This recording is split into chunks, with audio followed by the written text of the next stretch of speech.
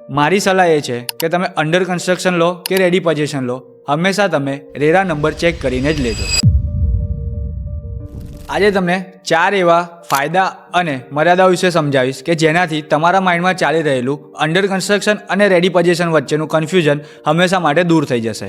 આપણે અંડર કન્સ્ટ્રક્શનના ફાયદાની વાત કરીએ તો અંડર કન્સ્ટ્રક્શન પ્રોપર્ટી આપણને રેડી પોઝિશન કરતાં હંમેશા 15 થી 20% સસ્તું મળે છે.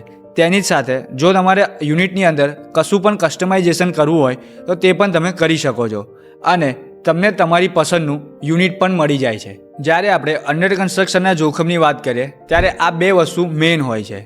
રેરા હોવા છતાં પણ આપણને અમુકવાર 2 થી 4 વર્ષ મોડું પોઝિશન મળે છે, તો તમારે તેના માટે તૈયાર રહેવું પડશે.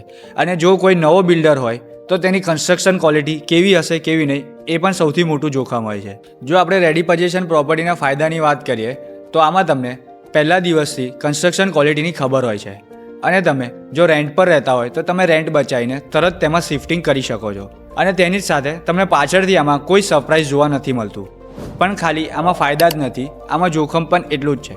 જેમ કે તમને ready position property under construction કરતાં 15 થી 20% મોંઘી મળે છે. તેની જ સાથે જે બિલ્ડર પાસે જે ઇન્વેન્ટરી અવેલેબલ હશે તેમાંથી જ તમારે પ્રોપર્ટી સિલેક્ટ કરવાની રહેશે.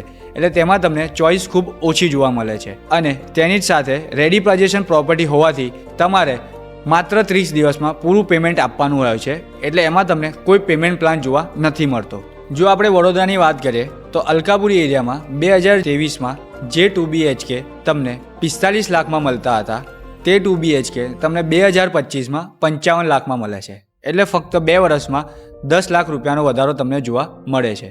જો તમારી સિક્યોર જોબ હોય તો તમે અંડર કન્સ્ટ્રક્શન પ્રોપર્ટીમાં જઈ શકો છો, પણ જો તમારે મૂવિંગ કરવું હોય તો તમે રેડીમેડમાં જાઓ.